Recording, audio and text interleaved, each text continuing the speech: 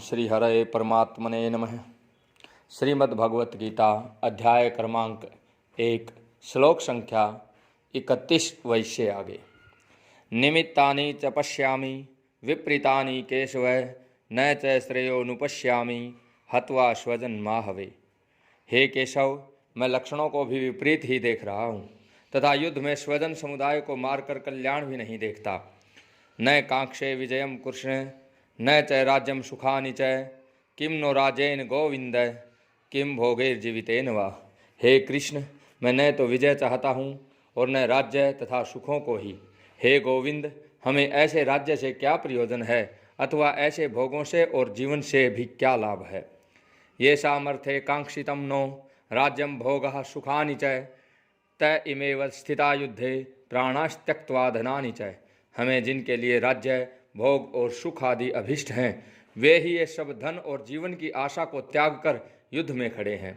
आचार्याः पितरः पुत्रास्तथैव च पितामहा मातुला स्वशुराः पौत्रा श्यालाः संबंधी नस्तथा। गुरुजन, ताऊ, चाचे, लड़के और उसी प्रकार दादे, मामे, ससुर, पौत्र, शाले तथा और भी संबंधी लोग हैं। एतान हन्तुमिच्छामि घनतोपि मधुसूदन अपि त्रिलोक्य राजस्य हेतो किम्नु मही कृते। हे मधुसूदन, मुझे मारने पर भी अथवा तीनों लोकों के राज्य के लिए भी मैं इन सब को मारना नहीं चाहता, फिर पृथ्वी के लिए तो कहना ही क्या है। निहत्य धातराष्ट्रान का प्रीति स्याद् जनार्दन पापमेवा श्रिये दशमान हत्वैताना तदा येन। हे जनार्दन, धृतराष्ट्र के पुत्रों को मारकर हमें क्या चिंता होगी, इन आतताइयों को मारकर तो हमें पाप ही लगेगा। तस्मान् नारहा वयम हंतु धार्तराष्ट्रान् स्वबांधवान् स्वजनम ही कथम हत्वा सुखिनः श्याम माधव। अतएव हे माधव, अपने ही बांधव धृतराष्ट्र के पुत्रों को मारने के लिए हम योग्य नहीं हैं, क्योंकि अपने ही कुटुंब को मारकर हम कैसे सुखी होंगे।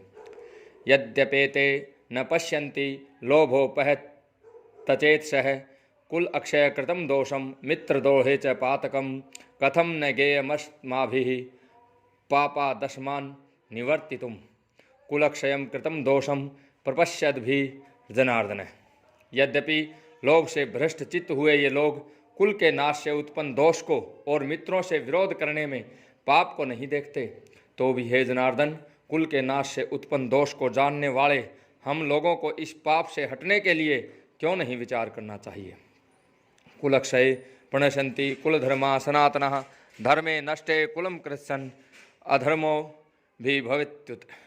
कुल के नाश से सनातन धर्म कुल नष्ट हो जाते हैं। धर्म के नाश हो जाने पर संपूर्ण कुल में पाप भी बहुत फैल जाता है। I do not see how any good can come from killing my own kinsman in this battle, nor can I my dear Krishna desire any subsequent victory, kingdom or happiness. O Govinda, of what avail to us are a kingdom, happiness or even life itself, when all those for whom we may desire them are now arrayed on this battlefield.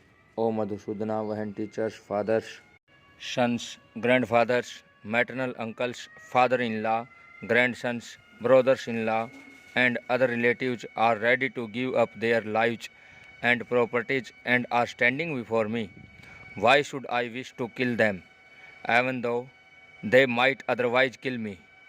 O maintainer of all living entities, I am not prepared to fight with them, even in exchange for the three words, let alone this earth.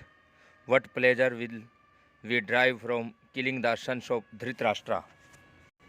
Sin will overcome us if we slay such aggressors. Therefore, it is not proper for us to kill the sons of Dhritarashtra and our friends. What should we gain, O Krishna, husband of the goddess of fortune, and how could we be happy by killing our own kinsmen? O Krishna, although these men, their hearts overtaken by greed, see no fault in killing one's family of quarreling with friends, why should we, who can see the crime in destroying a family, engage in these acts of sin?